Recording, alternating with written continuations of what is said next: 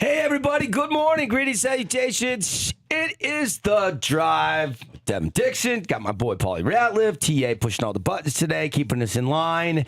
And it's a rainy Wednesday morning. Thanks for waking up with us. Be safe out there. A little slick on the roads, I'm sure, especially at the higher elevations. But, I walked outside and was like, whoa. I took my dog out this morning, and then it was coming down. It was coming down. We've had a lot of rain this week. Poured on Monday. Yeah. Didn't really rain much yesterday. Kind of missed us for the most part, but it's coming down out there right now. How do Benny and Gus do with the wet territory? Are they good with that when they go on their walks and stuff? Oh, yeah. They're good in the wet? Yeah, they're dogs, dude. Doesn't bother them. Okay. I was just wondering. Some dogs don't like the rain. Oh, really? So, yeah. They're pampered dogs, but they still like the rain. Yeah. They are pampered. 100%. They're treated well over there. Oh, yeah. I don't know if they like the thunder and the rain storm all weekend with us not home and then being kind of outside. Yeah. But I wasn't around to worry about it. Out of sight, out of mind, as they say. That's right. Hey, we got a good show on tap for you today. I promise we're going to bring the energy. We've got My Dirty Dozen. We've got Preston Summerhays. We've got Would You Rather. And Paulie and I will be scouring the globe and telling you who we're putting in the doghouse and who's making the penthouse this week. So we've got a good show on tap for you. Absolutely loaded on a Wednesday. It's Holy War Week. We're going to get some talk on that. We've got some high school playoffs going. Had some soccer games last night. Our local teams did really good. I don't know if you guys cut tabs on any of that last night, but all the remaining teams except for Cedar advance in the state soccer tournament. Nice. So Crimson, Desert Hills, Snow Canyon, all taking care of business, winning. Those are all the top seeds that were, top 8 and got buys and now, played a home game last night. Now they're moving on in the 4A girls soccer bracket. It'll be really interesting to see if a Region 9 team can make the championship game and maybe win it all. That's the barometer, right? That's what everybody wants. That's the dream. That's the goal. Mm-hmm. Club soccer's so big. But you still, when you're playing and you're competitive, like these local kids are playing soccer, and I've watched a lot of soccer the last few years around town. I mean, it means something, and I keep saying we're catching Southern Utah's catching up soccer wise. We've got some stars down here. I mean, we don't have the population of Utah County or Salt Lake County. Right. I understand, but we got some good players. A lot of girls go play college soccer from St. George. Yeah. Might not be at the biggest universities in the country with Paulie's NIL salary. That's right. I wish I had an NIL salary. But they're moving on.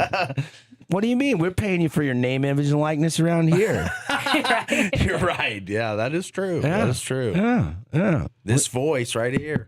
That's right. Why are you tapping the microphone? Making sure it's on, baby. It's on. It's on. Yeah. Our listeners like, don't do that again. That's annoying. Yeah. Tara's annoying. My ears, yeah. I've never seen you tap the mic before. I was just making sure it was on. Oh, yeah. It's on. Oh, yeah. We can hear you loud and clear. What else do we got today? I'm setting the table here. I'm trying to think what else. Maybe some fantasy football talk if we have time today. That's right. Waiver wire results are in from last night. Yeah. Yeah. I didn't get who I wanted. Oh, no. No, I did.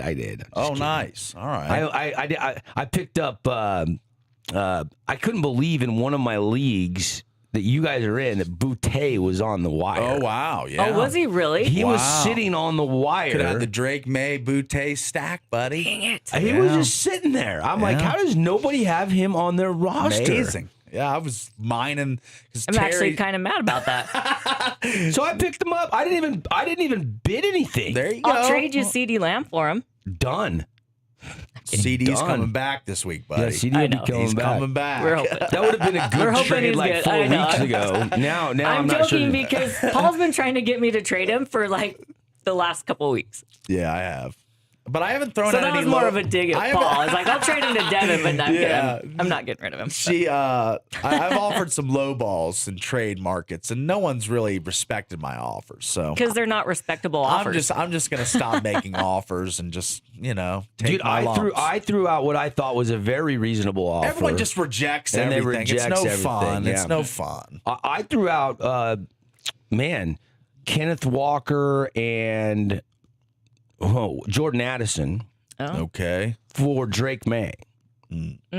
And it got rejected. And I threw in Drake, and I threw and You countered. I threw in Russell Wilson with the counter. Like if you need another quarterback on your roster. Well, I don't know if that entices the deal much. I don't know why Russell Wilson's still on my roster, other than this is a 2-quarterback league, and there is no starting quarterbacks on the wire. And I only have 2 starting quarterbacks, and one of them is Tua. And Tua has not been I don't very like good. the 2-quarterback thing. I really don't like it. I just like the standard league: 1 quarterback, 2 receivers. It's tight easy end, for you, the running guy back. that's 1-5, to say that. I know. I love the 2-quarterback league. I Says think the it guy makes that's it fun. 1-5 as well. Yeah. So yeah, So it's a fair statement for both of us. We have the same dumb record. that's right. We're- And I don't we're- like the 2-quarterback, and you currently do. I do. and you're still sucking in this league. Yeah. So, yeah. I mean, there's plenty of quarterbacks in that league. I'm talking about a different league. Oh, okay. That league, I don't have a problem at quarterback. Oh, okay. You got to remember, I'm in 4 fantasy football leagues. It's kind of hard to keep up with the shuffling of the leagues and all that stuff, but I admire your no quit. Like, you're not going to quit. You're not going to mortgage or sell off your team like we've seen in other leagues and stuff. So you're going to fight to the bitter end, and so am I. We'll see who comes out with a better record, because I think me and you will be fighting in the consolation bracket most likely. I don't think There's a I don't consolation like bracket. the There words is. coming out of your mouth right now. Are you- I'm not giving up on the. you're in the consolation bracket. Well, yeah, right now there's still a lot of regular season. We're not even at the halfway point. I think you've dug yourself a pretty decent hole. Yeah, but if you can dig yourself a 1-5 hole, you can go 5-1 the next 6. All right. I like to see it. I'll root for that. I think from you. 500 gets you in the playoffs. Yeah, maybe. Not in the consolation bracket. All right. I will never settle for the consolation I'll bracket. see you in the consolation No, bracket you later will this not. year. No, you will not. Dude, I was looking fine going to Monday night, and then Bijan went bananas. Yes. And I was up 40-some points and ended up losing badly. I mean, Bijan had 170. It's kind of hard to predict that. I kind of noticed that. Yeah, You thank noticed Yeah, I was, it. I was looking at the points. He was go aware. up all night long. Yeah. I was pretty aware of that. At one point, I stopped caring because I knew I was going to lose. That's right. You would think almost 50-point lead in fantasy with 2 players, maybe 3, you'd be safe. But no, I was projected like 2 points Yeah. off. Ended up getting boat raced. Like, you just never know. Never know. Yeah, I don't believe in projections. Matchups matter in the NFL. Sometimes they're just good matchups. And Yeah. anybody that plays the Bills defense is a good matchup.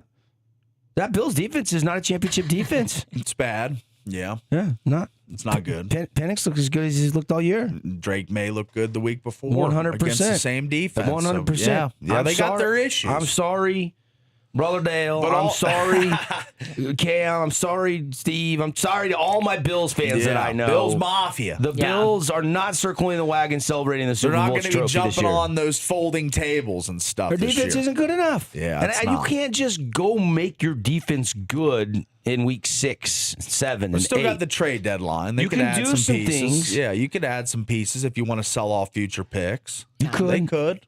They might have Not to say they'll have massive improvement, but they'll have incremental improvement if they add some good players at the deadline. Yeah, but yeah. trades in the NFL not as common as other sports, so I think they're pretty much sticking with what they got this year. So Yeah.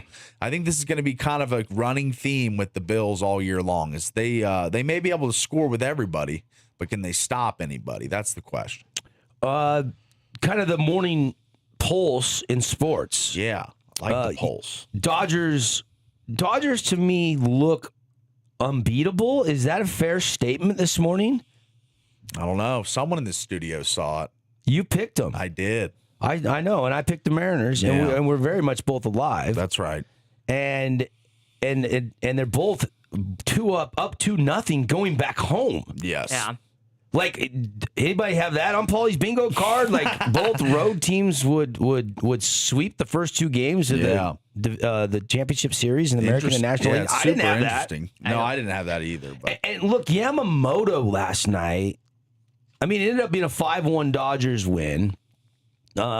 Complete game gem. First in the National League Championship Series since Justin Verlander back in 2017.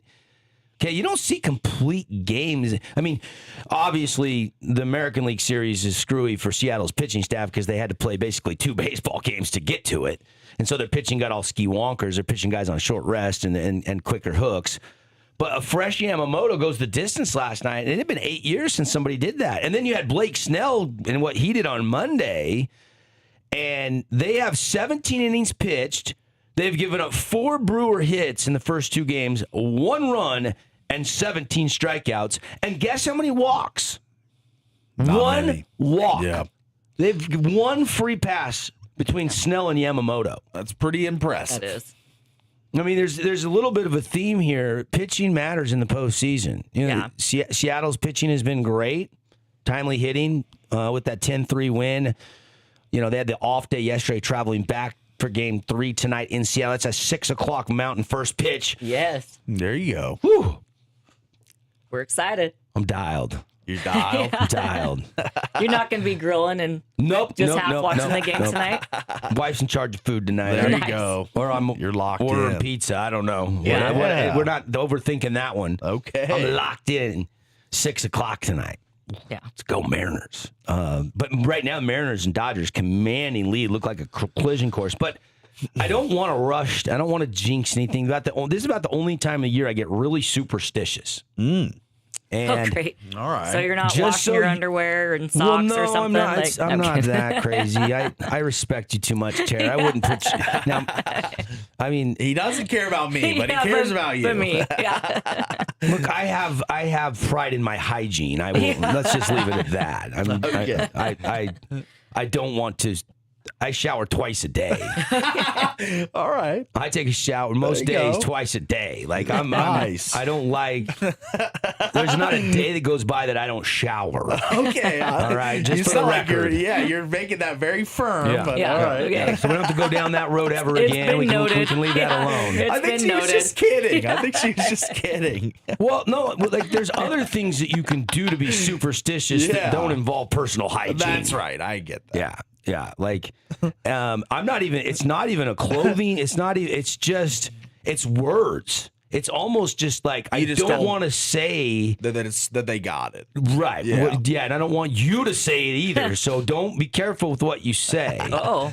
So Okay. they have a commanding 2-0 lead, and that is all it is right now in both series for the Dodgers and the Mariners. That's right. No, nothing's won yet. So Haven't- halfway home though. Look, You got to be happy halfway When home. you're the only team in baseball to never make a World Series appearance, I'm not. Don't put this on me, Ricky Bobby. Yeah. I don't want anything to do with this. I'm just sitting back enjoying the ride. That's right. Don't you put that evil on me. Don't you? Yeah. I mean, we don't need a curse of the Billy Goat or a curse of the band. We don't need The any Bambino, crazy conspiracy theories or Yeah. curse. Like we just That's need right. to play baseball That's one right. inning at a time. One inning at a time. Fans just need to treat it like, just another game. Yeah. Just keep level heads like you. You're staying level headed. You're not getting too high, not getting too low. They're still going to be throwing the fish around at Pike's Place. It's another regular day. But I will say this about the Dodgers, comparatively speaking to the other teams left in the playoffs, they Yeah. look the most dominant. They Their are lineup. 7-1 in the playoffs. And I'm just baffled that both teams in the ALCS and the NLCS have taken the first 2 games on the road. Like, I thought home field mattered more in baseball. Well, you look at the scoring last night, and it's not the top of the order. Ohtani, Betts, Freeman. I mean, it's Teoscar Hernandez homered, Muncy homered. Edmund drove in 2 runs. Like, it's not been their superstars that, and I'm saying the superstars are still producing, but it's the guys down the order. I mean, and the Mariners have had that as well with Jorge and Naylor and Gino, and they've had a lot of Well, timely since they hits moved J.P. Crawford to the 9 spot, yeah, I mean, you really turns over the lineup really well. But yeah, I mean, the Dodgers timely hitting from the bottom of their order or the middle to the bottom has been super impressive and was impressive again last night in their 5-1 win. So Yeah, love it. Oh my gosh, what else in news? Knights won last night. The NBA is intriguing. I'm getting ready to. I want to see what Spider Mitchell can do. I'm really excited to see a healthy Victor Wembanyama, what he can do. You know, what can Jalen Williams and SGA and the Thunder do as an encore? We're less than a week away from what feels like really an important NBA season. I think that there's some great players at the near the closing point of their career. LeBron James, Steph Curry. Then you got guys like Jokic and Antetokounmpo that they're trying to get back to the mountaintop. And SGA. And OKC going for a repeat. And then Jazz with how improved this young roster can be. Can they compete on a night in night out basis? I think there's a lot of intrigue. I'm starting to really get juiced up for the NBA and college basketball too. Yeah, it's starting here soon. I mean, John Judkins in Utah Tech has a free scrimmage on Saturday. Yeah, cool. At Burns Arena that anybody can go down to. Nice. It's open to the public. Yeah, so we're getting close. The first edition of the 25-6 AP Top 25 came out. I think I mentioned that yesterday. BYU is number 8. Yeah, I mean, they're ahead of schools like Louisville, UCLA, Arizona, Alabama, Iowa State, Tennessee, Kansas. Gonzaga is behind them in the rankings. So, yeah, BYU is thought of as the only teams ahead of BYU this season are Michigan, Duke, St. John's returning most of their roster with Rick Pitino, UConn and Hurley, Florida who just won the championship, Houston who's a contender every year, and Purdue is number 1. So those are the only teams ranked ahead of BYU right now in men's basketball. I will be surprised if they're not in the top 10 all season.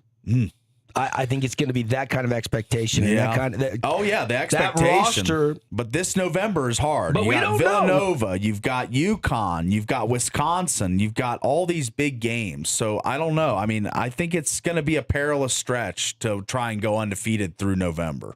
I didn't say week is going to be tough. You can win a top 10 matchup, then lose one and stay about where you're at. And you don't have to go undefeated to stay in the top 10. You probably got to win 70% of those games. Those big matchups. You got to win 3 out of 4. Yeah, maybe. And you'll stay in the top 10. All right, UConn, I think there's going to be a lot of. I think we've seen with the NIL that there's all of a sudden the parity changes year to year, right? You can all of a sudden become. I mean, look what we're seeing with Texas Tech football, right? They go spend millions of dollars on a NIL deals. You get a booster that wants to win this year. Yeah, forks over a bunch of coin, and they're probably going to the Big 12 title game. That's right. I don't see that. It's not just Tech though. There's a lot of people. I know, but they're the new team. And so is BYU. The big splash. BYU is a new team. And that's what I'm saying. They're splashing. Yeah, like, and people Tech are not, didn't start in the rankings as high that's as right. BYU is. No. So I'm just bold statement. I could see a script play out that has BYU ranked in the top 10 or really close to it all year long. Yeah, I mean, I don't think you're outlandish with that statement. I just think that in November they're going to drop a game, Yeah, they're not going to go they're not going to go undefeated through November. So I don't think they'll be in the top 10 if they lose a game because there will be some undefeated teams holding up that top 10. You might have an off night. You're going to lose. You might lose a game Villanova, against a good team. UConn, those are tough games. Those they're not planning on it. I know they're not planning on it. I guarantee you that much. They got a winning mindset up there. The little bit we've had DeBanza on our show, which is a couple times now, the couple times we've been around him. Yeah. Humble, quiet competitor. Yeah, he is. He's going to be great. Rob Wright's going to be great. Richie Saunders is going to be great. But, are they going to have the depth behind those guys? No more Demon. You lose. He was a big piece of the team last year. Whether you like him or not, whether you thought his shooting ability was great, he was the floor general for this team. So who is going to take that role? Is it Rob Wright, the transfer point guard from Baylor? I don't know who's going to fill that. I think that the team is more talented on paper. You add DeBanza, you're more talented no matter what. But absolutely, I just think they will drop a game in November most likely because here's the thing: a lot of new pieces. You got to get cohesion together. It's October 15th, and we're spending time talking about BYU basketball. This summer, we spent more time on BYU basketball than any summer ever doing radio in Southern Utah. Yeah, well, the first game's on November 3rd. They are a national story. Yeah. They are not a regional private LDS school anymore. They are a basketball powerhouse on paper, and now they got to go do it for real, and it's going to be a fun ride. I don't think that story will stop. I think we're going to be talking about that a lot this year. But I just don't like it how people talk about Texas Tech and they're spending and spending and spending. That's just kind of the newcomer. That's all I was alluding to. But BYU is spending and spending and spending too, and I've no said one from the says get-go anything that they about weren't getting those. Without NIL, they're not getting those players. No, they're not. They're not getting those players. They're not. They never were.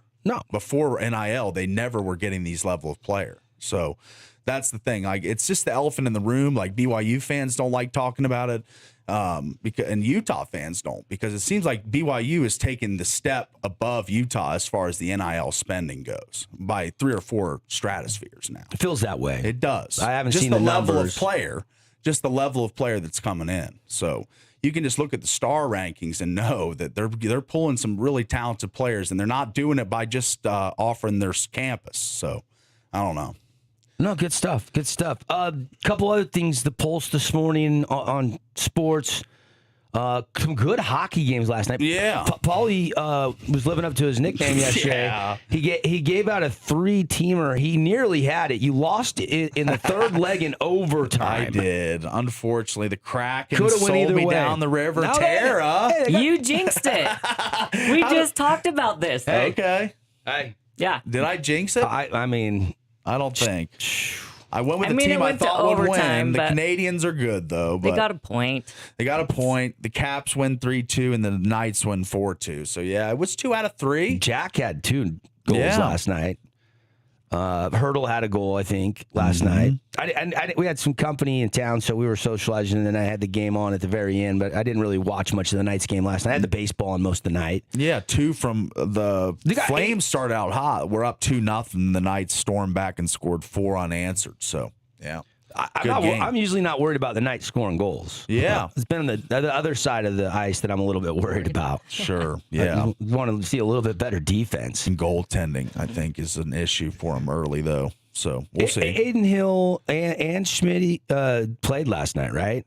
They started with Hill, and did he get pulled, or did Schmidt start and get pulled? I didn't see the start of the game, but they both played, and Schmidt had 19 saves, and Hill had 8 last night. Yeah, Hill So played Hill 20 started, minutes. He played the gave first up the period 2 and got pulled. goals, and Yeah. they went to Schmidt. Yeah. So I Dang. wonder if something's bugging Hill. I don't know. Hill really hasn't been great since the Stanley Cup run. He wasn't great last year in the regular season or the playoffs. Yeah. Like, the Oilers were tattooing him in that series, Yeah. if you remember correctly. It's kind of making me nervous. Yeah, I mean, I think that You think Schmidt might be the better option? Schmid is the guy I think that might have more upside. I think we might have seen the best of Aiden Hill, is what I'm trying to say. Yeah. You I know? agree. We could Yeah. have seen the best of him. Yeah, and Calgary's not that good. I mean, No. 1-3. They haven't even won a home game yet. It's early in Yeah. the season, but they're not expected to do anything this year. No, not really. So they're making their trip up I-15 to play the they're Mammoth already tonight. planning. Yeah. They're already planning for the Calgary Stampede again next year. For Calgary, Yeah. Flames. Ugh. But yeah, Knights win last night. Yeah, that was a good good win.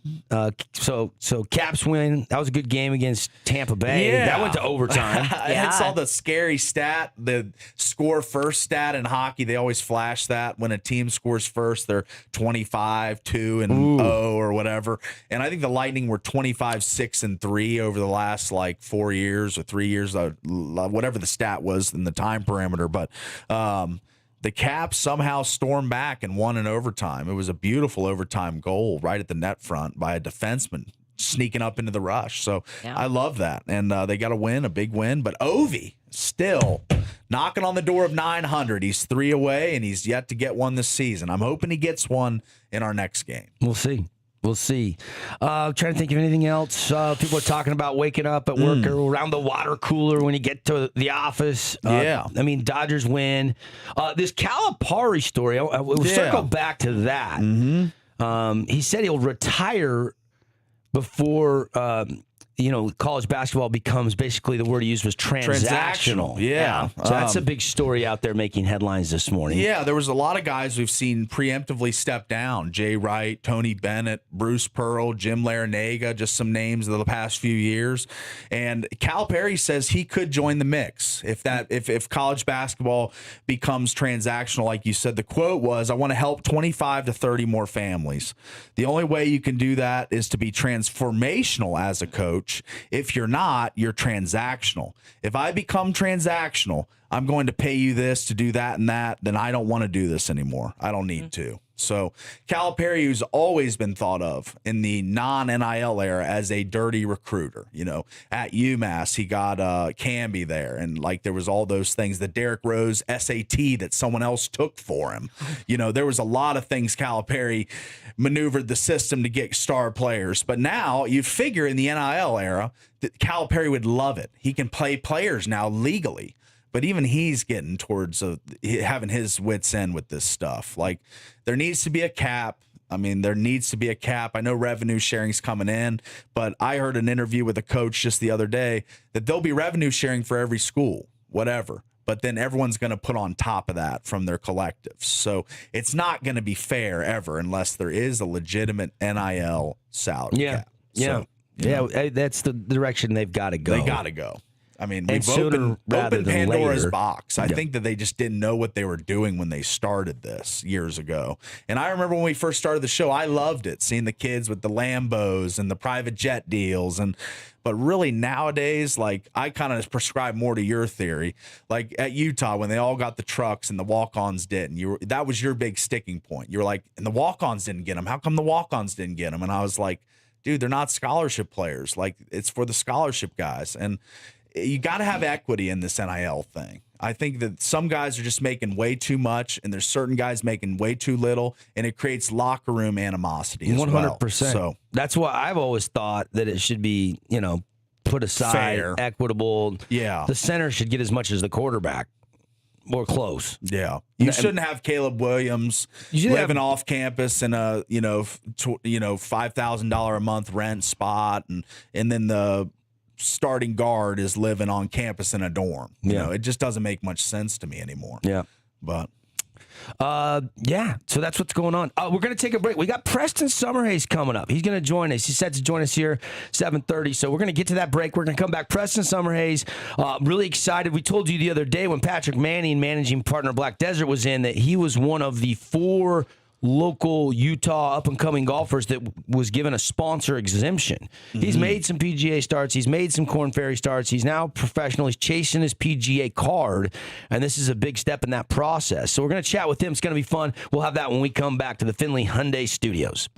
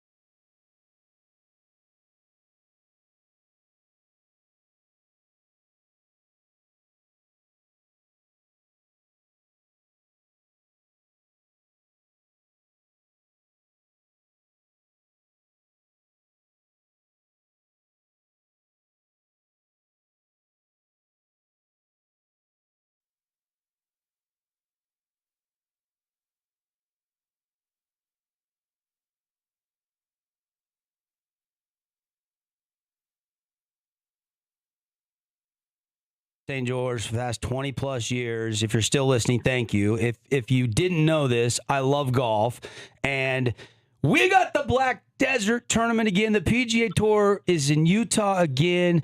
Bank of Utah Championships. We got a title sponsor this year, and one of the guys that's going to be teeing it up is a name that you're probably familiar with if you follow golf in the state of Utah. Preston Summerhays joining us now here on the hotline. Preston, how you doing, my friend? I'm doing great. Thanks for having me on. Oh, super excited. And welcome back to your home state of Utah and Black Desert, man. Have you played the course yet? And what's your thoughts on it as you're going to be teeing it up here in just a couple weeks?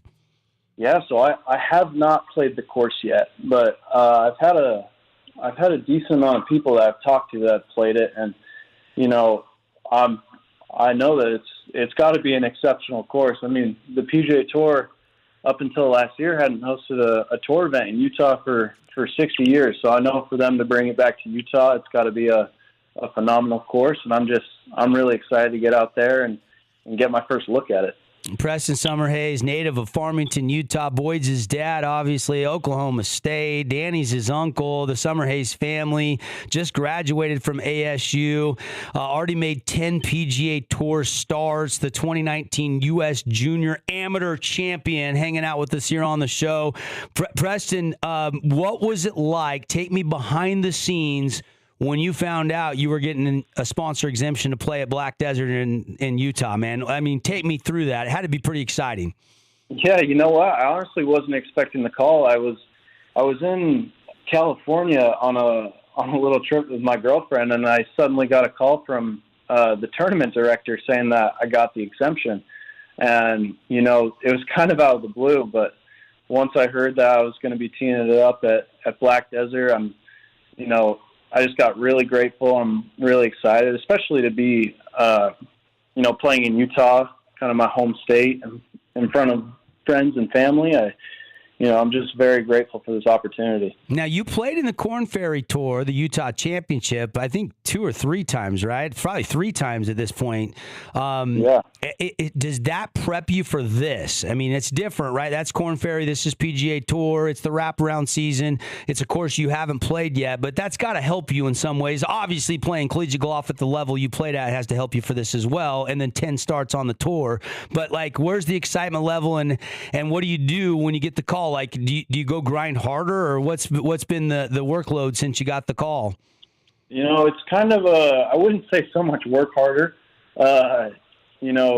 Me and my dad, we train really hard to, be prepared to take advantage of whatever opportunity we get. And, I think the most important thing with kind of getting this sponsors exemption as now pro, and I've been playing professional golf on the Korn Ferry Tour for the last 5 months is kind of just that comfort level. I think when you're an amateur and you're getting an exemption here and there, and you're either getting 1 or 2 every year or every other year, you kind of put a lot of pressure on yourself to take advantage of that opportunity. And, this is a big opportunity for me, but because I have been playing week in and week out on the Korn Ferry Tour, I think I've kind of gotten past that stage of, or I've gotten to a stage of comfort where, now it's kind of, I just go through my same routine every single week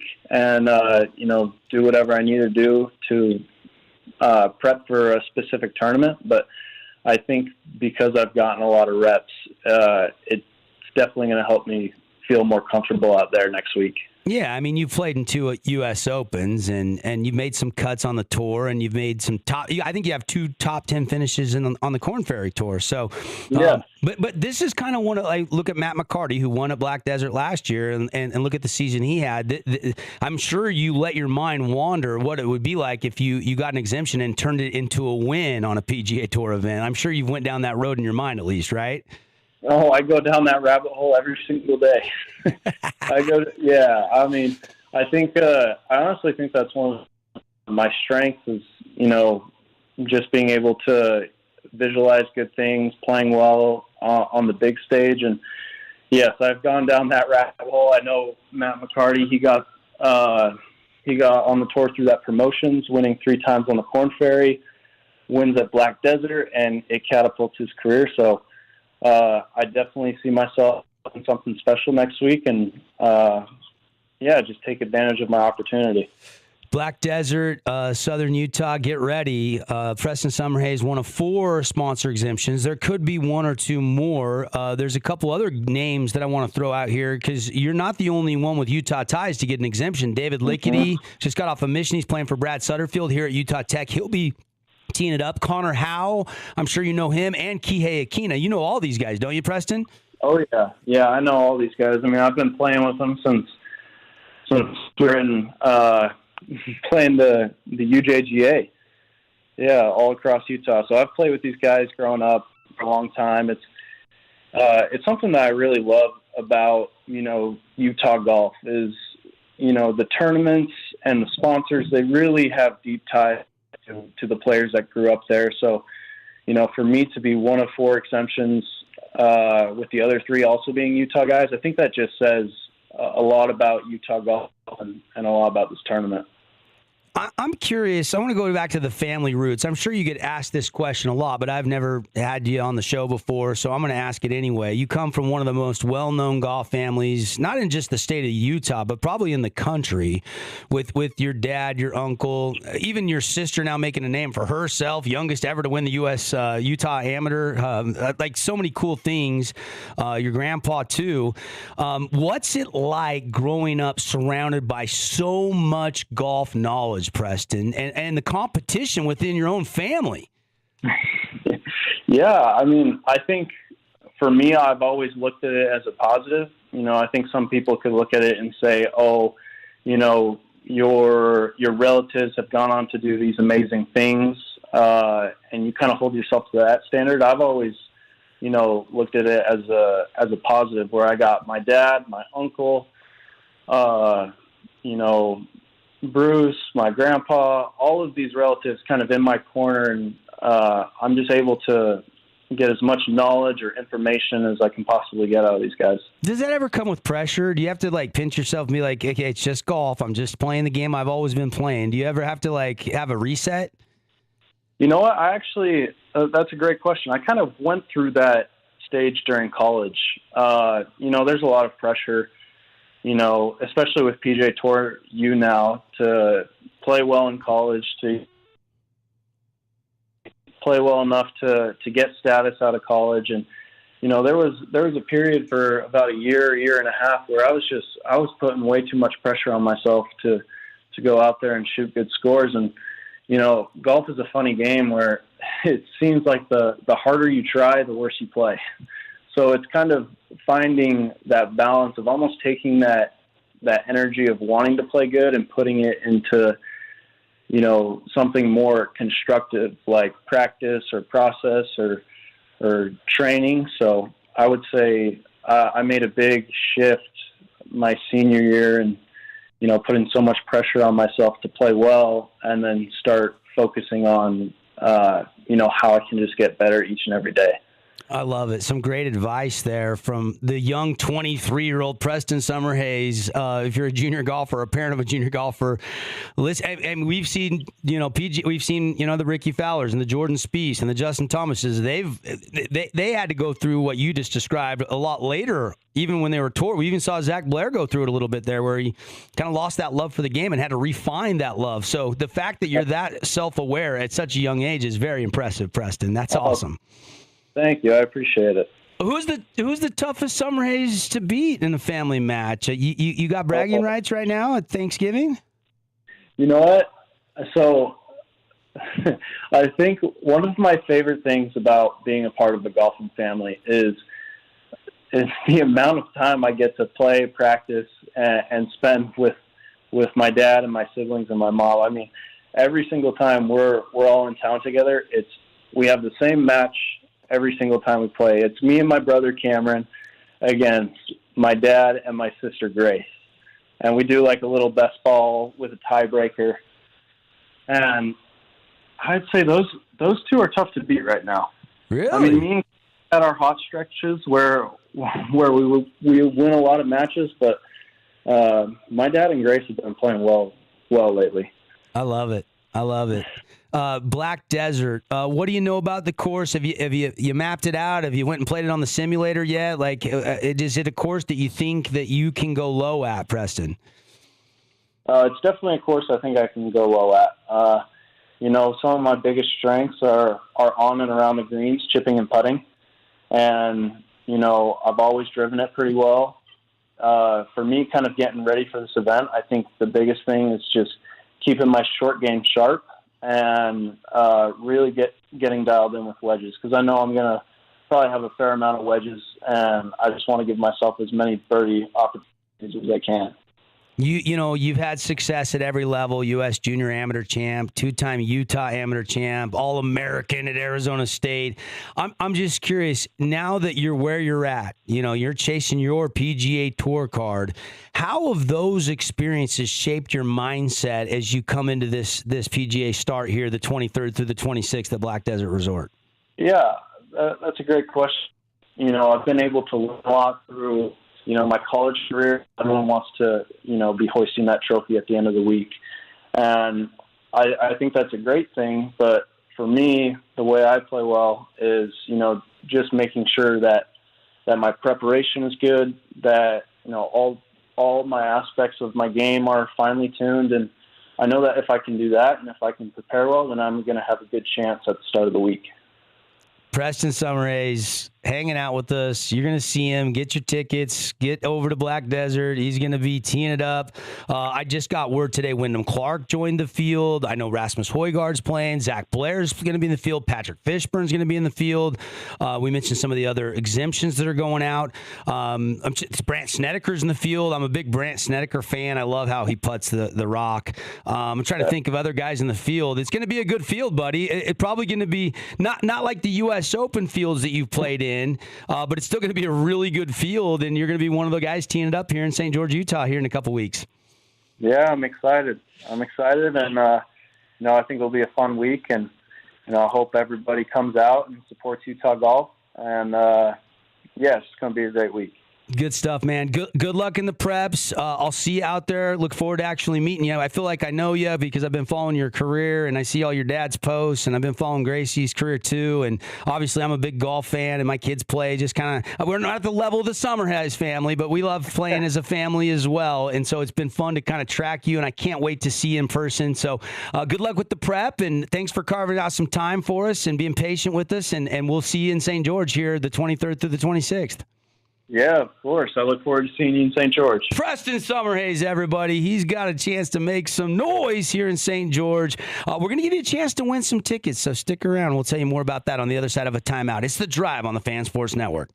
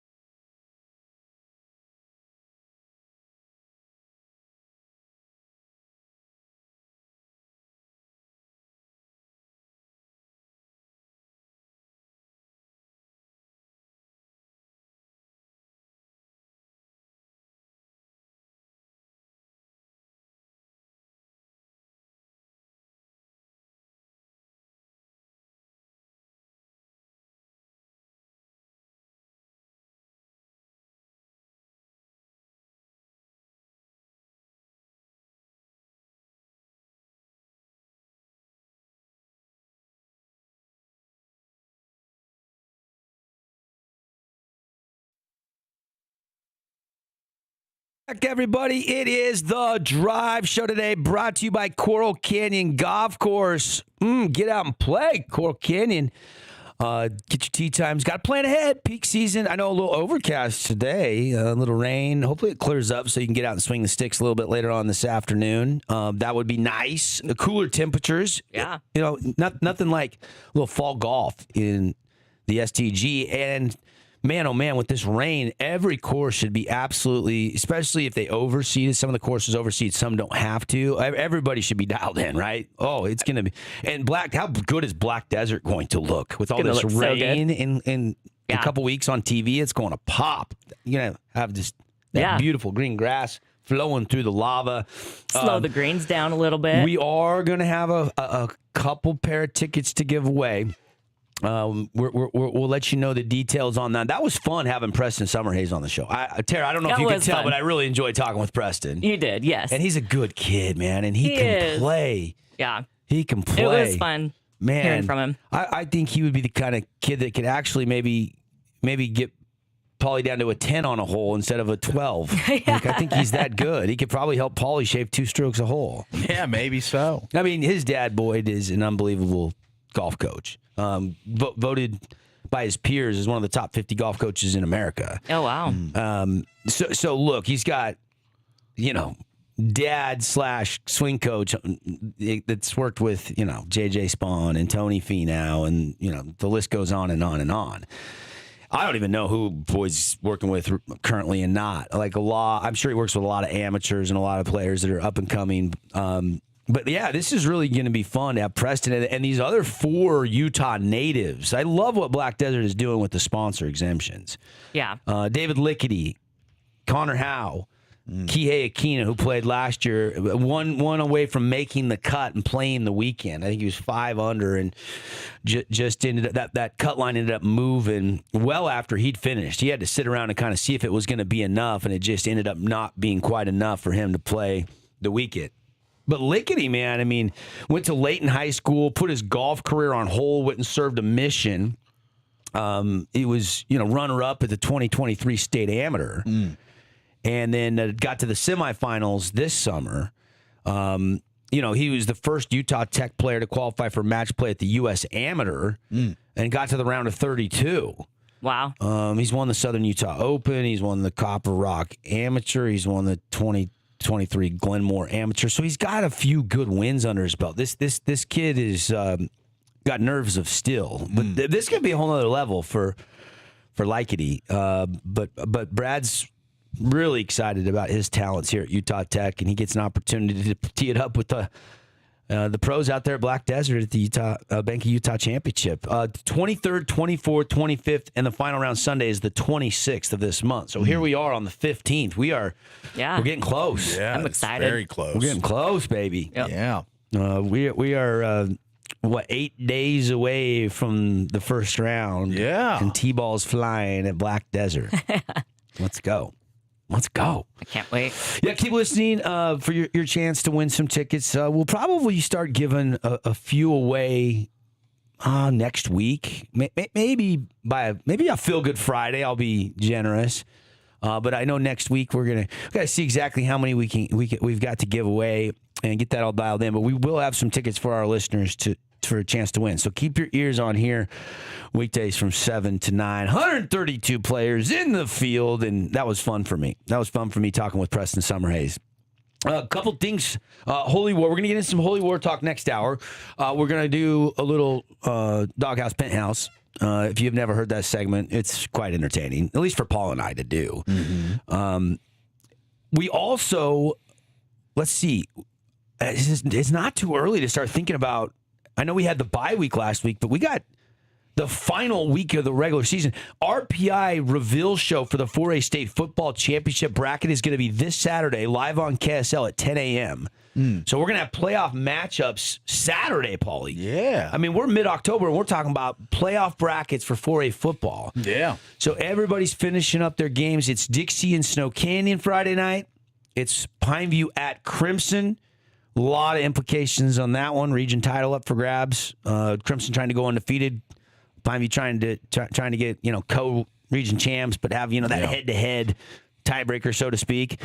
Then you've also got Hurricane and Desert Hills. And it's simple. For Desert Hills and Dixie, you're like, well, they don't have a lot to play for. They 100% have a ton to play for because they're right now going on the road on the 24th. When the RPI was pulled down, what were they, 18th and 21st or something, 18th and 20th? They were down the list. 1 through 8 in the bracket get a bye. 9 through 17 host home site game. And then, 18 through 25 go on the road. So Dixie and Desert Hills potentially could be the only 2 Region 9 teams playing on the 24th.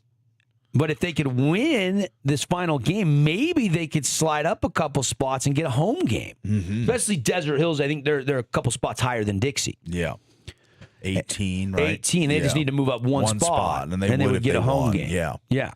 But they got to beat Hurricane at home on senior night. H-Town, yeah. No, it's at Desert Hills. Oh, it's at Desert Hills. Okay. It's at Desert Hills. All right. Yeah, I was out at H-Town on their senior night 2 weeks ago. And that was they were paying homage to the seniors over there. So, I'm unless I'm mistaken, is that game at Hurricane? Do you know something I don't? You know something I don't know? No, I don't know anything you don't know. Never. Well, now you're making me wonder if I have it right. I could have swore I don't want to derail you. Well, you already did by saying that it's in H-Town. Okay. We don't want people driving to an empty field to watch a football game, do we? Yeah, we don't. They're going to start charging you gas money if you start sending people to the wrong. I'll do reimbursement checks if everyone heads out to H-Town. Yeah. So, I'm sorry. I think you're right. It's at Desert Hills. I'm excited for the playoffs, but I can't believe how quickly region plays went by. I mean, it just zooms by. Yeah. We were just doing the media day, and here we are rolling into the playoffs after Friday night. So, again, 10 a.m. Saturday, KSL will have the 4A reveal show. Brackets released at 11 a.m. on the UHSA website, Max Preps, all that. So they wait an hour, so people have to watch the reveal show. And I think it's great they're doing these reveal shows. We've helped out with a few of them as well. So, all right, hour 2, big second hour, I promise, when we're back inside the Finley Hyundai studio here on The Drive.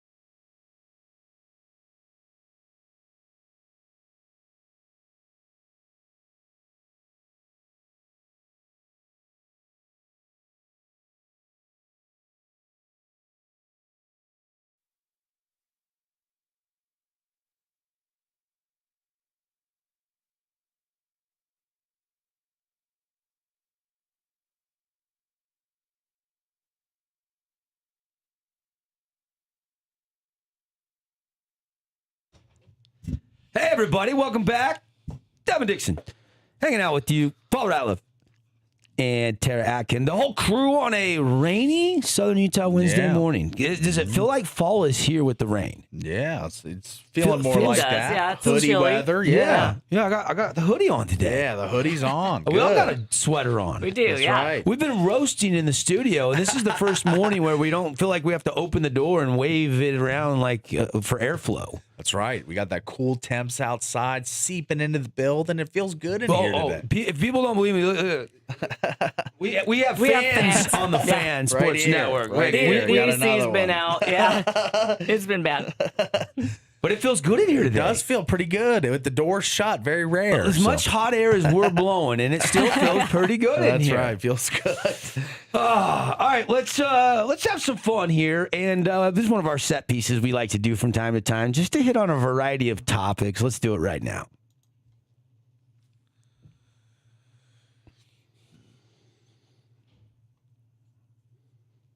Brought to you by Game Day Men's Health. Free testosterone test at Game Day. Call or text. Stop on by. Go to the website. FREE.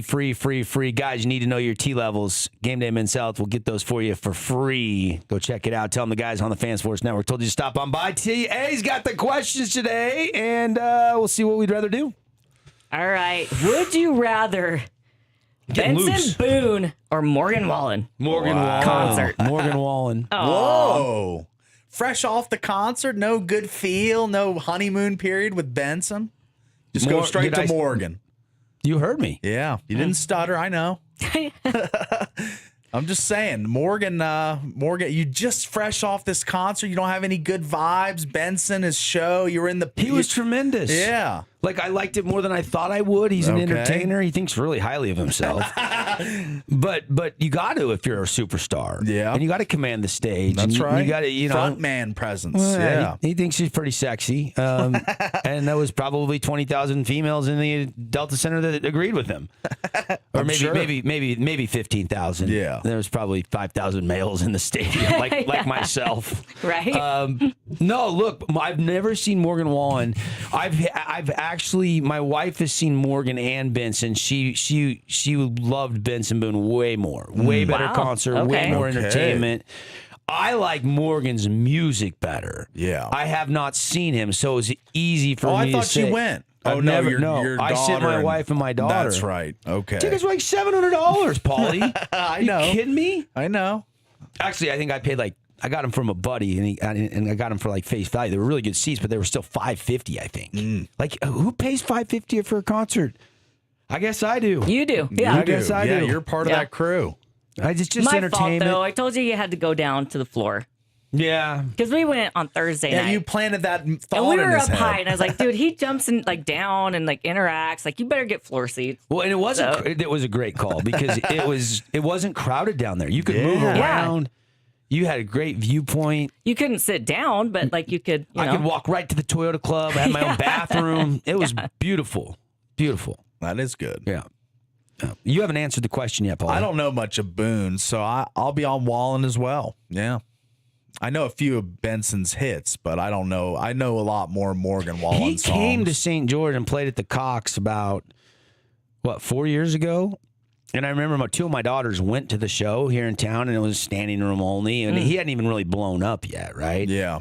And, so I've known about him for a long time because my daughters saw him 4 years ago when he was in St. George. I was kind of late to the Wallen party, too. I remember Connor taking Miranda. I remember when he was on our show, and he was taking Miranda to that concert, talking about it for weeks on end. And I was like, who is this guy? And then I go and listen to some, and he's probably the hottest thing in country right now. Morgan Wallen, I would say. Would you agree with that? Arguably, yes. Okay. Yeah, I mean, I know he doesn't win the awards, but there's some weird thing about not letting him win for some reason at the AMCs and stuff. It seems like he never wins. he made the suits mad. I guess throwing chairs off bars and just being a general, idiot. I think, but he's talented. He is super talented. I will say. Yeah. I don't know how is Morgan Wallen big on social media? I know Benson Boone has 6.3 million Instagram followers. I know he did. Wallen did Saturday Night Live, and one of the famous, and I think they've made a T-shirt out of it now, and like hats and whatever. But he was in New York for SNL, and then he put out some social media posts. The only social media posts I've ever seen from him. He said, "Get me back to God's country," as in Tennessee Morgan or wherever he's has approximately 9 million Instagram followers. Okay. So Morgan is more popular than Benson Boone. from. Okay. I would just based on 3 million more Instagram followers. Okay, yeah. That would Numbers are there. the numbers would back that The up. stats back it up. All right. Would you rather Rice Eccles or Lavelle Edwards Stadium for the game day experience? Rice Eccles Stadium. Oh, okay, yeah.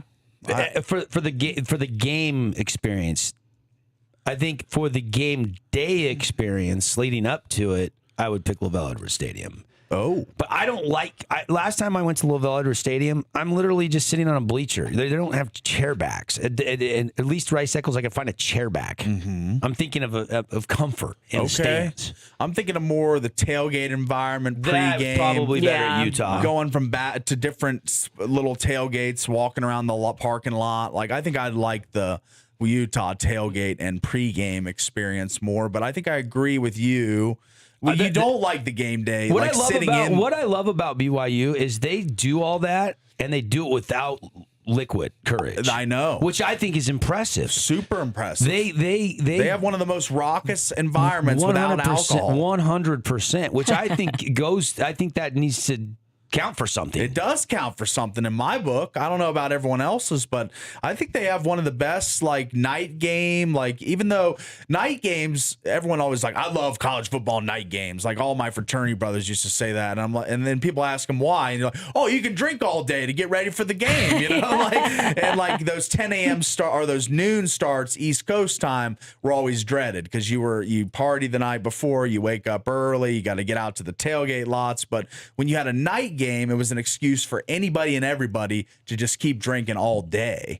But for BYU, it's the polar opposite. When they have a night game, it's not like they're just getting lubed up all day. No. They're just like getting ready for the game, having some good food, like hanging out with friends, like Cougar tails, baby. Cougar Eat some tails cougar and tails. J-Dogs. Jeez. That's right. So, but I would go Rice Eccles just because. All that and you go. Yeah. I know. Ouch to I Cougar did the Lee Corso. Not Stiff so arms. fast. You know? I'm going Rice Eccles because I've never been to a game at either one of them other than high school football games at Rice Eccles. So The only thing I remember the last time I went to BYU is I felt scrunched and I didn't have my own seat. okay. I just felt scrunched. So it's just bleachers with numbers on each spot. well, last game I went to was, I don't know, did they Okay. remodel it? Did I miss something? I don't know. I'm asking you. I've never been. Oh, you so- I haven't haven't been Lavelle recently Stadium. either, so I don't know. Okay. Look, I'm sure there are spots in the stadium that have chairs, but I was at the 25-yard line, season ticket seats, and I was in a bleacher. Yeah. And Wow. it was a good seat. It's just I wasn't comfortable. Good view, So but that's not why comfy. I said Rice Eccles. But as far as the other stuff, like we just saw Big Noon in Salt Lake, and they did a nice job. I think you're going to see BYU outdo them Saturday. I think it's going to be bigger. There's going to be more people. I think it's going to be visually more optical. When College Game Day came to Utah for the Oregon game 2 years ago, that was very impressive how they showed out. They were there in But masses. I think the Big Noon wasn't as good. I don't think for Utah's Big Noon. I don't think it was as impressive as when they had Game Day.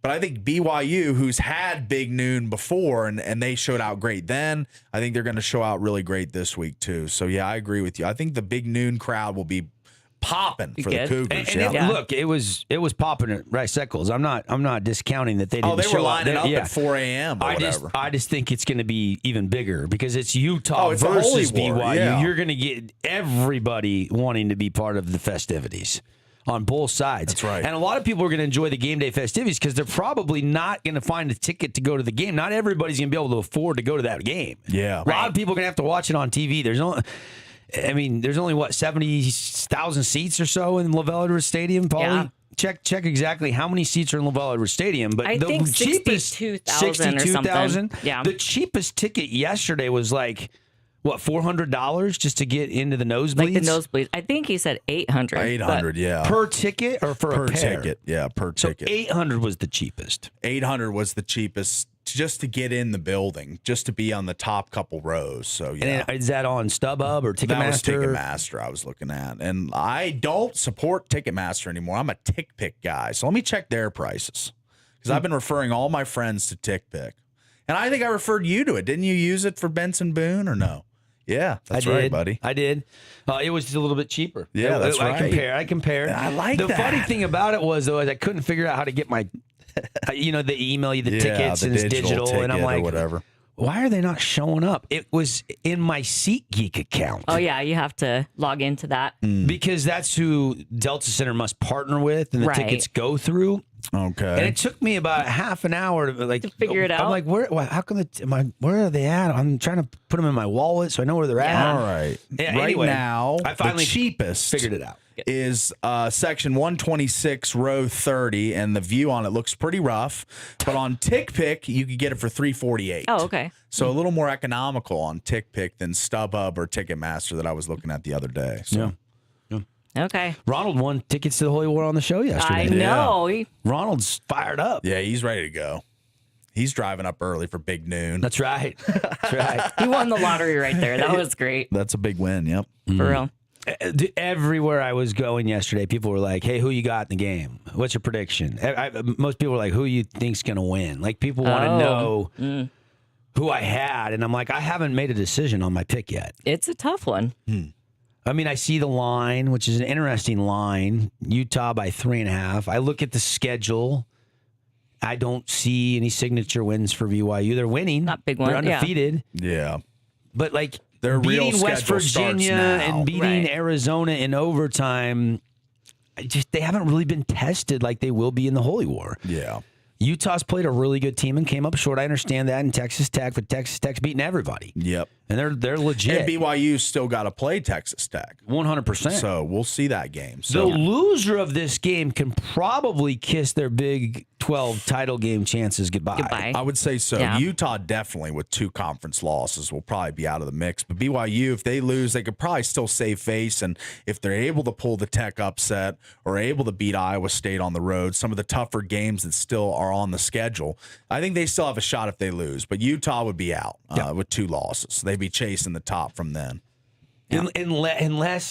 Unless Tech dropped the game to BYU into somebody else too. Yeah. I mean, Yeah. you never know. But I don't see Tech Who losing. else are they going to get beat by in conference? I don't see I anybody. don't see that's gonna- Tech losing. Yeah, The rest of this year, and maybe the Big 12 title game, but let's see the rest of their schedule. But I'm with you. I that's why I said what I said. I think Yeah. the loser of this game can pretty much they're not down in. mathematically, but Yeah. the likelihood of whoever loses, BYU and Utah going to the Big 12 title game are slim and none. I don't see them losing these games. Tech plays Arizona State, who's down Levitt. They play Oklahoma State, the worst team in the Big 12, or one of them this year. Kansas State, who's been a huge disappointment.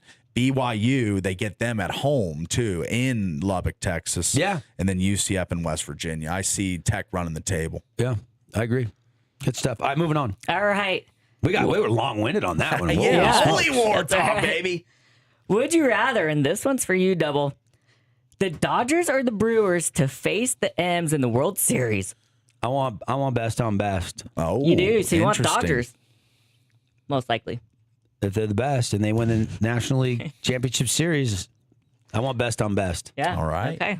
Look, I think Isn't winning For the the- championship the most We're- important thing? Don't you want the weaker opponent?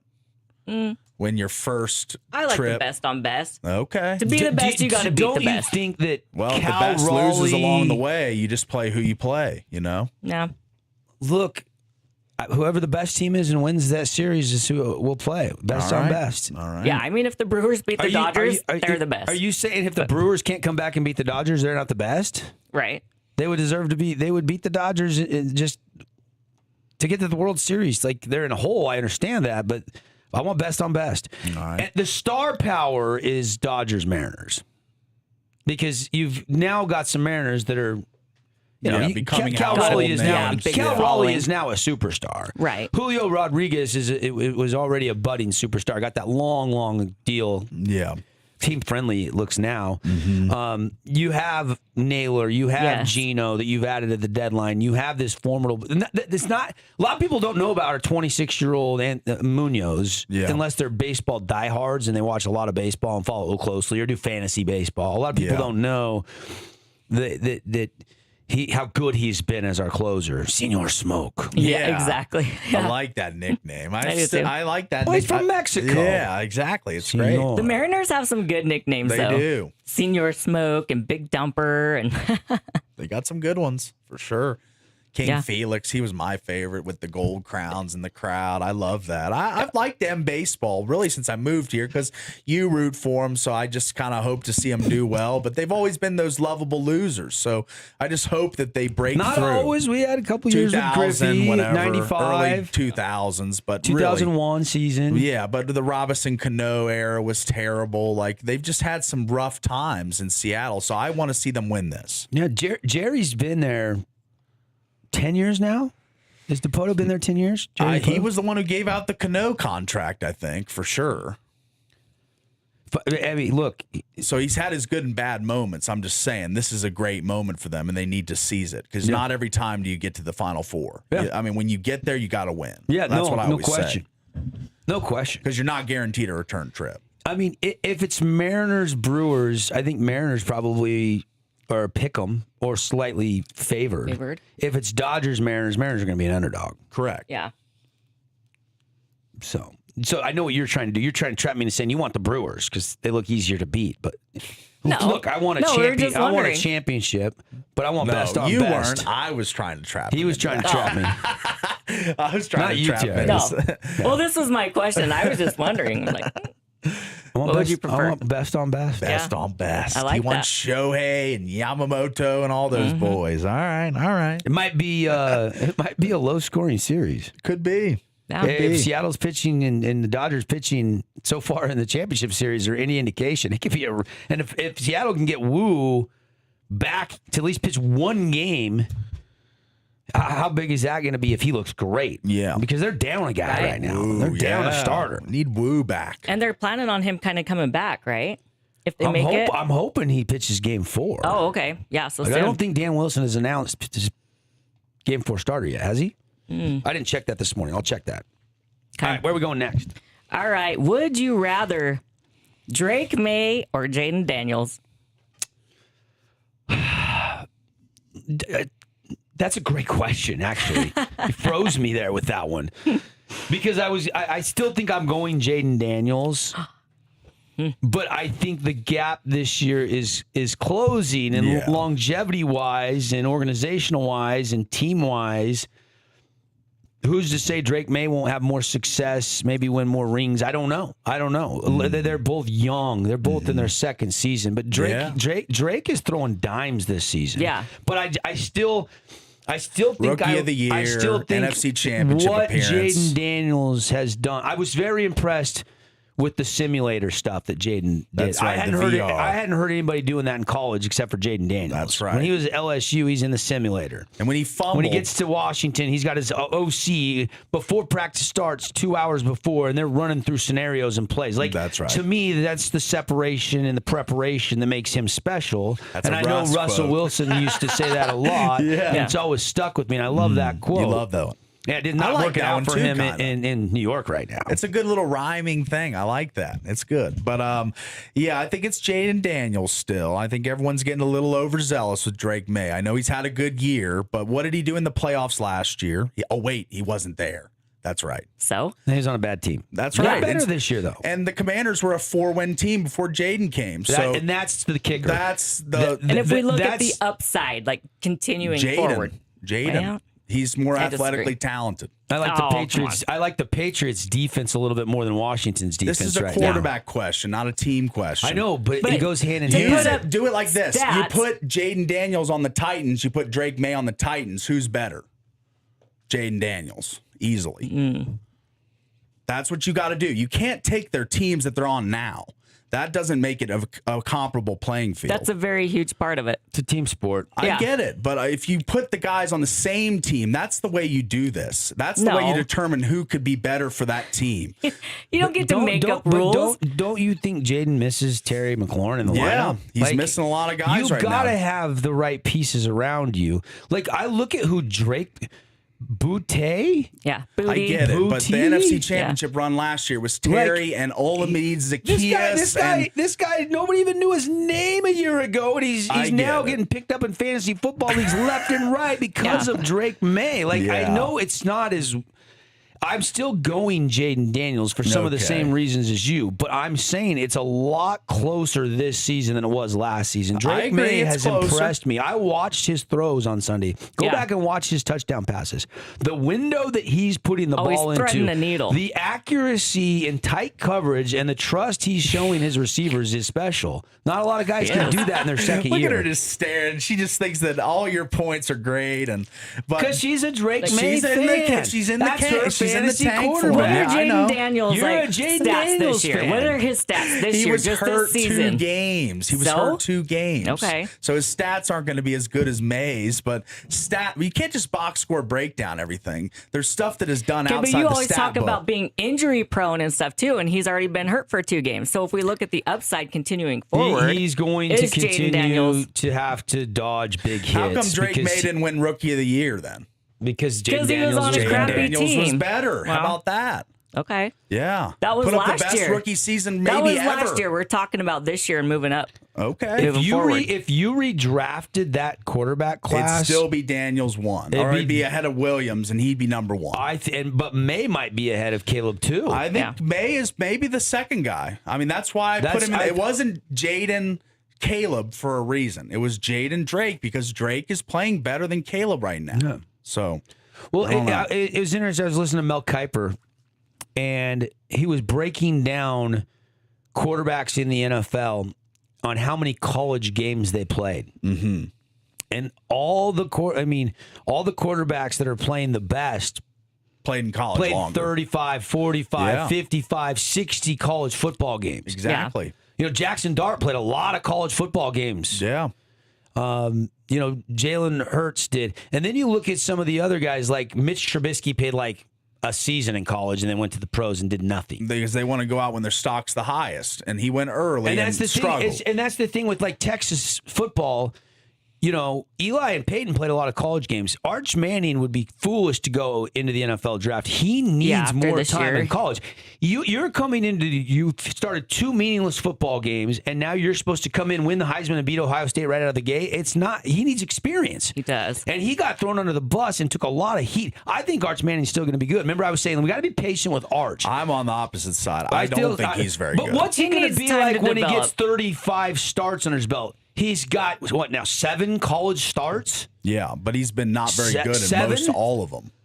Okay, but why does Cam Ward start at Incarnate Word and then go to Wazoo and then go to Miami? That's not what Arch Manning did. He was the number 1 recruit in the country. He's supposed to be better. But experience matters. I don't care, dude. If you're the number 1 recruit in the country, it should be a turnkey operation when you've been sitting on the bench for 2 years behind Quinn Ewers. He should have been ready to step into the spotlight. Your boy at Oregon? You know how many starts he had at UCLA and then goes to Oregon? A few. He doesn't have enough starts. He should stay in college. Yeah. Dante Moore did not look ready to go to the NFL. Yeah.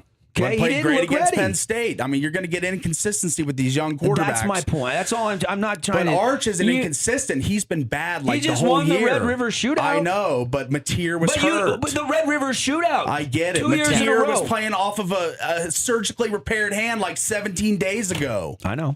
So and he probably rushed it back. And they put up 6 points. He probably rushed anybody could have beat Oklahoma that day. I think Texas defense is really good. They got some dudes. Yeah. I mean, Mateer was clearly, if you watch the game, you got to give him credit. Watch the game, he wanted did you to go. watch the game? Some of it. We watched the game. Okay, so some of it. Did you see how bad Mateer looked? They beat the crap out of him. I know, but he took when the shot quarterback, after shot the most after important shot. position on the field is He not wasn't 100%. He was not 100%. Exactly. That's what I'm trying to say. I'll take a guy that wants to go play and fight and get back from an injury. And sometimes you have to coach save a player from themselves. I don't have a problem with Mateer, but Arch Manning.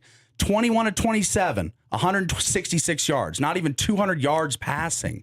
Like, it's a rivalry game. He's not good. I mean, let's just be honest about it. Ohio State, everyone thought, oh, he just needs some time to break in. But San Jose State, UTEP, like, he's not putting up stats against anybody. He's not good yet. He's not good yet. There we go. I finally got you to say he's not good. He's not Yet. good yet. Yet. But he Emphasis started on the 7 yet. He games could. in college at the University of Texas. That's right. Like, I just think, you know, you want to label him a flop already or a I bust do. already. 11 to 25, 114, 1 touchdown, 1 interception against UTEP, dude. Like, you can't be the #1 recruit in the country and put up that stat line. That's Do embarrassing. you love the play calling? It's not like he picked himself for Sarkisian the was #1 dialing recruit, it up though. with Ewers. Last year, they were scoring 30 points a game. This dude sucks. Let's just be Wow. honest about him. Like, I'm sick and Why tired do of you the hate media. Arch? I've been on this since the summer. I've hated this There whole is hype so much train, pressure. this bandwagon, everyone jumping on it saying he's the greatest thing since sliced bread. Like, But dude, he's hold not on, good. Hold on. Look at Carson Beck. Look Yeah, at the he's playing pressure. good. Look at the death threats and the pressure that he went through. And did you see the emotion in week 1 after he Yeah. won, after the tumultuous offseason? That's right. Like, I don't think you're being sympathetic to the situation at all. Like, Yeah. The Arch #1 is- recruit in the country doesn't deserve criticism if he sucks. I just think He's not the one that created his own hype train and like recruitment and stuff, though. Like, you've got to give him a Look, I chance. don't Like, know yeah, Arch maybe he hasn't personally. lived up to it, but give I don't him a know if he chance stole your to- girlfriend. I don't Yeah. know what's going Right. on. Why do you hate Okay. him so much? I've hated him since the beginning. I don't understand. I don't know I don't have this love for him. Certainly, the stats are the stats. Yes, your the record writing's is on your the wall. record. The writing's on the wall with him. But I'm just saying he's a guy that needs to stay in college, and He does, needs yeah. he needs more experience. And I gave you a couple guys' names that are doing the Yeah. best in the NFL that stayed in college longer, That's right. But and they're more pro ready. Jackson Dart is pro ready. Why was Texas #1 preseason? Why was Arch Manning the Heisman favorite? Why is everyone talking this guy up for years? I agree with Did Steve any Spurrier. of us pick I agree him with as the Steve Heisman? Spurrier. Not one of us here picked him as the Spurrier said preseason it, the Heisman. old ball coach. He knew the writing on the wall. He said, "Why was this guy sitting behind Ewers for 2 years if he's so good?" It's a fair point. Fair It is. point, and it is proven out to be correct. Yeah. So that's where I Look, stand. his last on it. name is Manning as part of it. Yeah, I get it. He's got a lot of pressure, but like he hasn't lived up to it, and Texas fans are pissed. So if we were doing this radio show in Texas, we'd be taking calls every single day about how bad he is. You guarantee that. He just beat Oklahoma though. I get it, but he lost to Ohio State, and he's had close games against the #1 terrible team. teams like San Jose State and UTEP. Let's be honest. Texas' defense is better than Oklahoma's defense too. It is. Yeah. Yeah. All right, we done with this? Yeah, we are. We have more. We should probably take a You break. got me fired up. All right.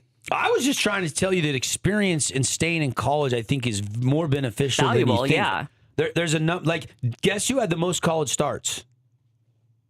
He's now starting in the NFL. Quicker than people probably thought. 63 starts in college. You know who it is? No. Dylan Gabriel. Okay. Yeah, he hasn't proven out to be great yet. So Starting on an NFL team. he is. It was not a first-round draft pick. Nope. Not a second-round draft pick. And he's starting on an NFL roster that has Shadur Sanders, and they just traded Joe Flacco away. So, Yeah. I mean, I'm just saying experience matters. The way you handle the situation at practice, the way you command the huddle. Like, But people are talking about this guy's experience #1 matters. pick. Like #1 NFL But you're pick. mad at him for other people Paulie, talking about him. Were and you stuff. really It's like, good after your 7th radio show? Or were you No. pretty raw? I was raw. You needed some more experience. I did, but I wasn't talked about as the prodigy, the next coming, the greatest radio Oh, guy I told in the everybody world. this guy's got talent. I told everybody that would listen to me with two I legs. was not the prodigy, though. Arch Manning has been the prodigy and not lived up to it. So why can't I pile on him when he sucks? You can. I actually Okay. enjoy this. All right, good. But I'm still going to say experience matters. All right, I like your point. And Arch, in a year from now, We'll see where he is. Let's see where Let's he's put a at pin week in 5 this. next year. Put a pin in this, buddy. Let's see where Texas is at in a year from now when but he's you're played 5 criticizing games. Sarkisian's play calling. He's like one of the best play I callers didn't in the like country. his play calling in the Ohio State game. Okay. I thought that was Yeah. a poorly called football game. Okay, and that could have been. They only scored 7, but the players play. You got to get the players Look, to and play Arch out wasn't there. good, but Ohio State's really good. If you haven't noticed, that's a good Right. defense too. Yeah. Oh my gosh, they're playing good. Ohio State could go back to back. They could. Yeah. They wouldn't could. shock Absolutely. Texas last season scored 33 points a game through SEC play. So I think Sarkisian And what are they knows how to averaging call. now? 25, Not 24? good. I didn't look 2025, but 2024 they were a good offense. This year they're 33 not. points a game. This year they're not. Yeah. Good stuff. Got to get to a break.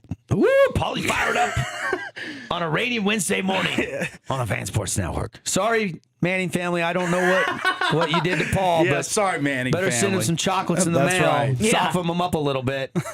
Maybe send over a house cleaner or something. I always need more of those. So don't. Yeah, send another one. Maybe send him a gift card to Jimmy John's. Yeah. There you go. Well, you can win a gift card to Jimmy John's if you submit our highlight of the Great week. transition. Yes. Yeah. Yes. I'm not joking. This is no joke.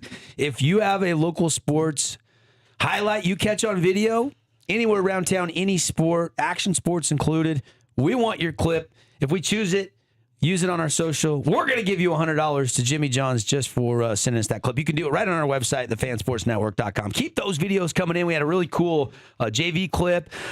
We had a fifth grade football clip the week before that. We're getting some really good ones submitted. So keep those coming, spread the word, and help us get them trending. And pay some attention to some of these other sports that we don't have our cameras rolling at every single Friday night or Saturday afternoon. All right, got to take a break. We'll be back in a flash. It's The Drive. We'll get Paulie calmed down, I promise.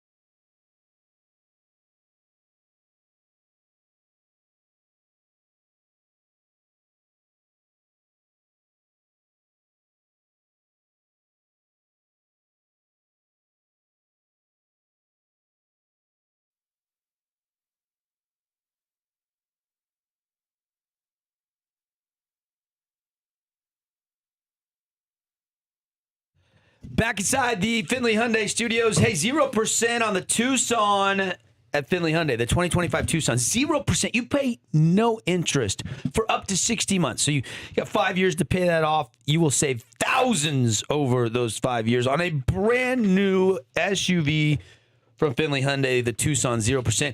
If you want the Palisade, they've got them. Tons of colors, interiors, different trim packages, even the hybrid model, that brand new body design. Go check it out off exit 13. Their brand new location. Haven't even been there a year. Up there, Twin Rocks Road, right there. Twin Rocks Cove, right off the exit 13 I-15 freeway. Save every day at Findlay Hyundai. We are live. We are back. We're having a good time. Paulie, are you calmed down? Yeah, I'm calmed down. I was sweating there a little bit. It was Took getting a chill hot. pill. Yeah. It wasn't hot in here earlier, but now it's hot. It is hot. I feel the temperature was That's rising. right. It was rising. But we're feel cooling the off now. Let's do temperature something lighthearted. Let's get my Dirty Dozen going. Yeah. Dirty Dozen today brought to you by Prime IV. Prime IV knows, hey, it's raining out there. It's flu season coming. Make sure and power up there. Get all those super powerful drips that will keep that flu bug away and get you feeling great to go out there and be active. And whether that's, Huntsman Senior Games or just a little friendly game of golf or pickleball. They've got everything for athletes. My kids have really enjoyed the benefits of Prime IV, and you can too. If you've never tried it, get on down there. The staff is incredible. Telling the guys here on the Fan Sports Network told you to stop on by at primevstg.com. You can learn more. They have memberships as well where you can save, get specials, get added value. Go check out their membership options at Prime IV as well. All right, let's do it.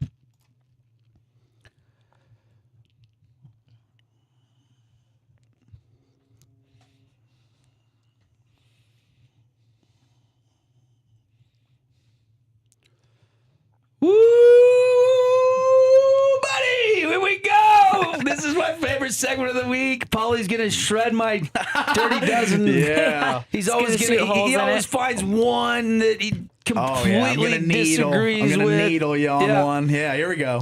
Just missing my Dirty Dozen in no particular order. First four that couldn't quite make my Dirty Dozen. Buffalo Bills. Out. Oh, I know who else is going to be out. Atlanta Falcons, good win, but still not in.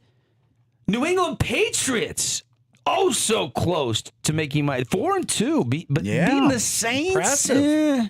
Okay. Good start for Drake and the crew.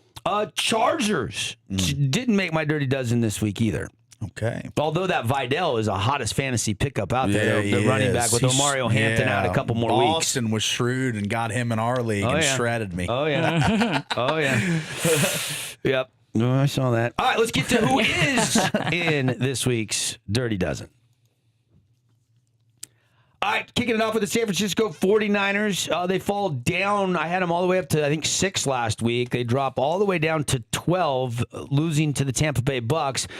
A couple reasons why. Not that Tampa's not a good team. That's a tough place. You're on the road and you're trying to go win. You lost 30-19. But they lose Fred Warner for the season. And now you don't have Brock Purdy right now. Yeah. You lose Warner to a dislocated ankle. You already still don't have Kittle back. Brandon Ayuk is out. Ricky Pearsall is out. And Nick Bosa has already been lost for the season. You got McCaffrey, though. Run CMC. You got Kendrick Bourne, who's had two 142-yard games exactly on the dot. And 142. I was this close to picking him up, but I thought it was a fluke. I really did. But they don't have anybody else to throw to. That's right. He runs good routes, gets open, and 142 yards and a 56 long last week. So he's playing well. Yep. All right. Number 12. Just sneaking Number in. 11. Yeah. That was the Niners. Going to 11 here. The Steelers come in, and they were out. They were just missing last week. I moved them in. They beat the Browns 23-9. Survivor pick. DK Metcalf had himself a day. 4 catches, 95 yards, and a score. So far, so good with DK and Aaron Rodgers. Yeah. And all of a sudden, this is a 4-1 football team. Their only loss was at home to the Seattle Seahawks.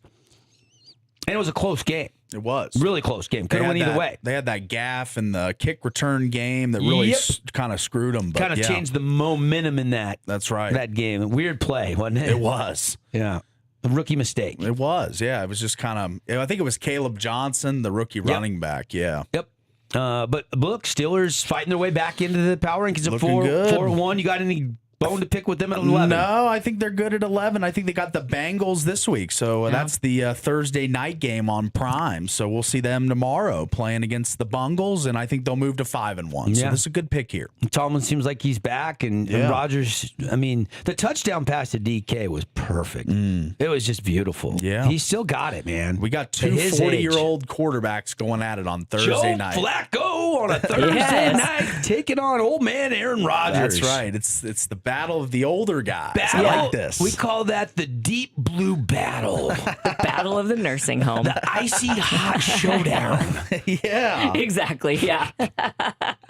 The Depends and Icy Hot Showdown. Depends. It's sponsored by Depends. Yeah, exactly.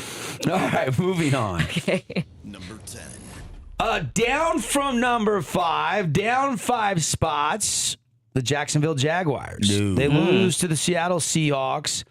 Travis Hunter really didn't impress me that much. You know, I don't know about impress. He was the one who got that big, long touchdown call back because he was offsides. Yeah, and that would have changed things a little bit. It would have. That's why, but that's a boneheaded mistake. He was clearly lined up in the neutral zone. Yeah. That was, Yeah. the referee was standing down the line, threw the flag immediately.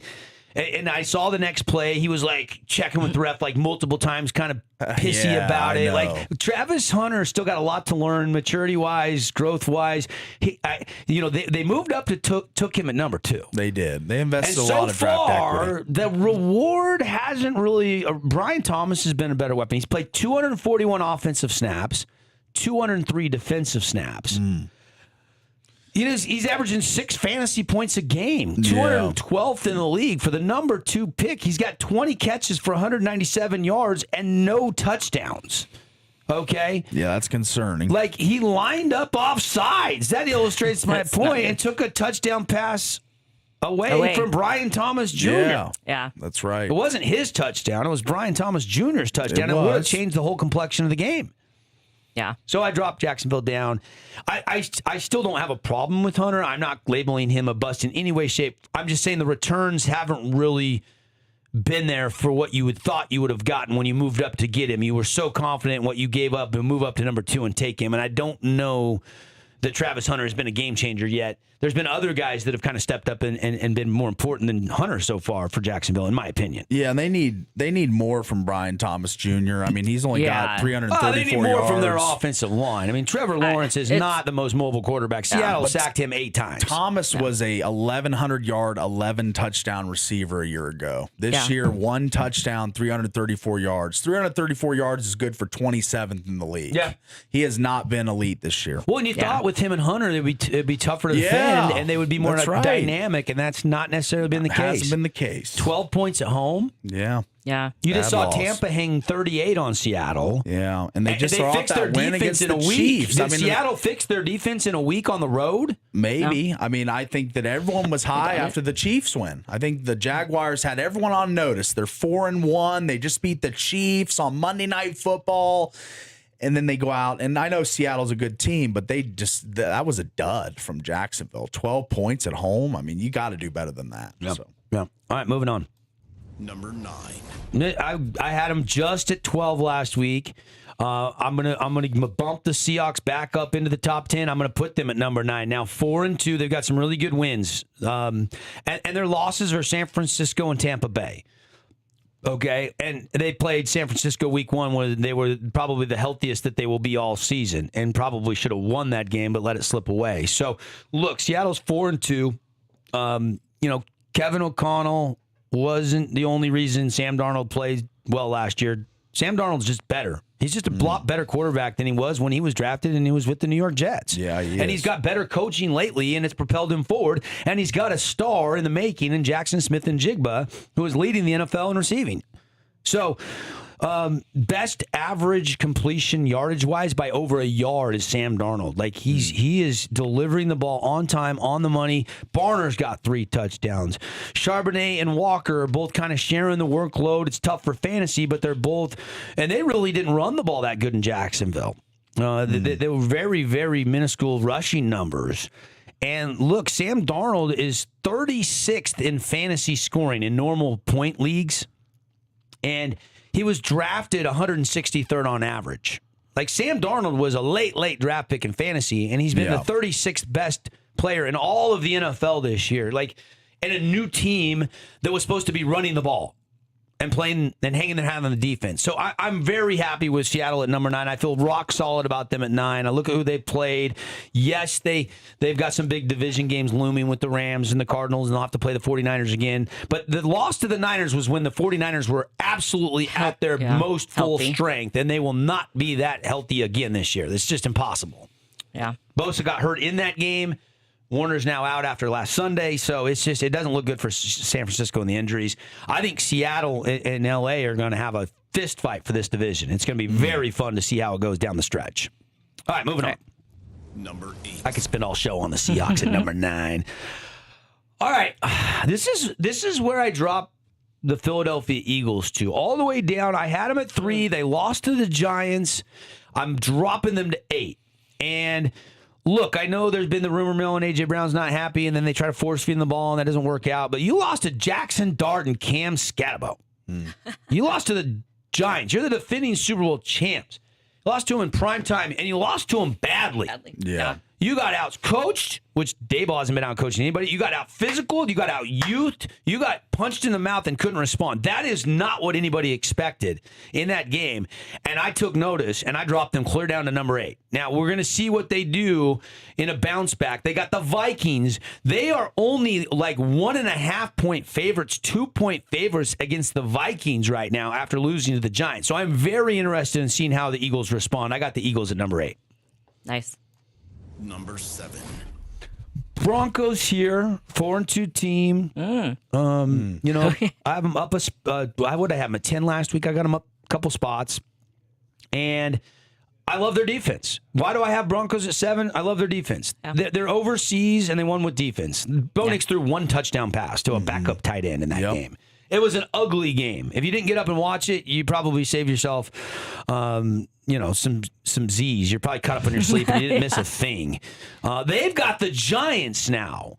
So I'm really interested to see if the Giants with Dart and Scatterbo can keep it rolling against this Broncos defense. Yeah. It's been Dart dazzled in his first start, then he simmered down in New Orleans, and he was great again. What will we get in his 4th NFL start? We're going to find out. This is a tough spot for him against the Denver Broncos. I got them at number 7.